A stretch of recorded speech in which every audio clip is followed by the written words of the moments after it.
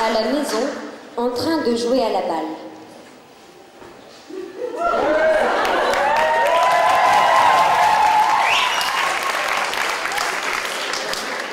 Quand...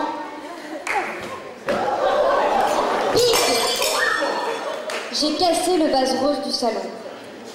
Maman est venue en courant et moi je me suis mis à pleurer. Oh Nicolas! Mais tu sais, il est défendu de jouer à la balle dans la maison. Mais regarde ce que tu as fait. Regarde ce que tu as fait. Oh là là, tu as cassé le vase rose du salon. Oh là là, mais c'est le oh là là, ce vase va pas limer ton cou. Oh là, qu'est-ce que tu fais? Quand papa reviendra, tu lui avoueras tout, il te punira, ce sera une bonne leçon pour toi. Oh là. Maman a ramassé les morceaux de vase qui étaient sur le tapis et elle est allée dans la cuisine. Moi, j'ai continué à pleurer. Parce qu'avec papa, le vase, ça va faire des histoires. Papa est arrivé de son bureau. Il s'est assis dans son fauteuil, il a ouvert son journal et il s'est mis à lire. Maman m'a appelée dans la cuisine. Eh bien, tu lui as dit à papa ce que tu as fait? Non, je veux pas lui dire. Ah, je sais que je n'aime pas ça. Il faut avoir du courage dans la vie. Tu es un bon garçon maintenant. Tu vas dans le salon et tout avouer à papa. Chaque fois qu'on me dit que je suis un grand garçon, j'ai des tas d'ennuis. C'est vrai à la fin. Mais comme maman n'avait pas l'air de rigoler, je suis allée dans le salon.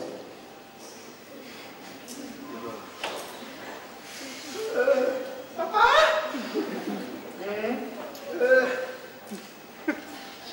J'ai cassé le vase rose du salon. J'avais une grosse boule dans la gorge. C'est très bien, mon chéri. Va jouer maintenant. Je suis retournée dans la cuisine, drôlement content. Et maman m'a demandé. Tu lui as parlé à papa?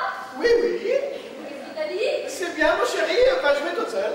Ça, par exemple? Ça ne lui a pas plu à maman. Elle est allée dans le salon. Et alors, c'est comme ça que tu fais l'éducation du petit? Qu'est-ce que tu dis? Ah non, évidemment, hein? Fais pas l'innocent! Tu préfères, évidemment, lire tranquillement ton journal pendant que moi, je m'occupe de la discipline? Parfaitement. Je préfère lire tranquillement mon journal et il semble que ce ne soit pas possible dans cette maison. Oh, mais bien sûr, monsieur aime prendre ses aises. Ses pantoufles, son journal. Et à moi, toutes les sales besognes. Mais après, tu fais pas de fils comme dévoyé. Qu'est-ce que tu veux que je fasse? Que je fouette le gosse quand je rentre à la maison? Et tu reprends tes responsabilités. Ta famille ne t'intéresse guère. Quoi? Moi qui bosse comme un fou toute la journée, qui supporte l'humeur massacrante de mon patron, qui me prive de bien des joies pour subvenir à toi et Nicolas à vos besoins. Déjà, dis de ne pas parler d'argent devant le petit. Je m'en fous dans cette famille. Ça a changé, hein? Voilà, ça a changé. Ah, mais regarde pas les prévenus, j'aurais dû l'écouter. Ta mère, ça m'étonnait qu'elle soit pas arrivée plus tôt dans la conversation, Ta celle-là. mère, tranquille, je t'interdis de parler de ma mère. C'est pas vrai qu'elle est française. On a toqué à la porte. C'était Monsieur Blédur, notre voisin. J'étais venu voir si vous vouliez faire une petite partie de dame. Vous allez être juge de la situation. Ne pensez-vous pas qu'un père doit prendre une part active dans l'éducation de ses fils? Qu'en pensez-vous, monsieur Blédur? Qu'est-ce qu'il en sait? Il n'a pas d'enfant. Mais c'est pas une raison, hein. Les dentistes n'ont jamais mal aux dents. Ça les empêche pas d'être dentistes. D'où sors-tu cette histoire que les dentistes n'ont jamais mal aux dents? Tu me fais rigoler. Et il s'est mis à rigoler. Voyez? Il se moque de moi. Au lieu de s'occuper de son fils, monsieur fait de l'esprit. Qu'en pensez-vous, monsieur Blédur? Pour la partie de dame, c'est fichu, je m'en vais. Ah non, vous avez tenu à mettre votre grain de sel dans cette conversation pour rester jusqu'au bout. Non. Alors, pas de question. Cet imbécile que personne n'a sonné n'a rien à faire ici. Qu'il retourne à la niche. Écoutez, Oh, mais les hommes, vous êtes tous pareils. Puis rentrez chez vous, là, écoutez la porte de vos voisins. on jouera aux dames une prochaine fois. Au revoir, Nicolas, bonsoir. Et Monsieur Blédur est parti. Moi, je n'aime pas quand papa et maman se disputent.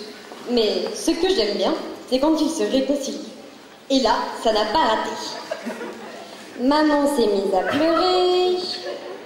Alors papa a eu l'air embêté. Il a dit... Et puis il a embrassé maman, il a dit qu'il était une grosse brute. Je suis une grosse brute. Et maman a dit qu'elle avait eu tort. Et papa a dit que non, que c'était lui qui avait eu tort. Moi qui ai eu tort. Et ils se sont mis à rigoler. Ils se sont embrassés et ils m'ont embrassé. Et ils m'ont dit que tout ça c'était pour rire. C'était pour rire, Nicolas. Et maman a dit qu'elle allait faire des frites. Je vais faire des frites.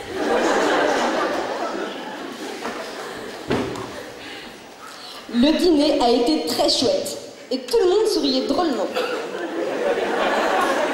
Et puis papa a dit: Tu sais, chérie, je crois que nous avons été un peu injustes avec ce bon blé dur. Je vais lui proposer de passer prendre le café et jouer aux dames. Monsieur Bédur, quand il est venu, il se méfie un peu. Commencez à vous disputer au moins. Mais papa et maman se sont mis à rigoler, ils l'ont pris chacun par un bras et ils l'ont emmené dans le salon. Papa a mis le damier sur la petite table et maman a apporté le café. Et puis, papa a levé la tête et il a eu l'air tout étonné.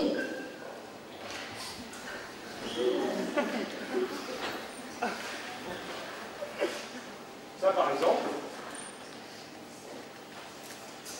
Mais où est passé le vase rose du salon? Oh,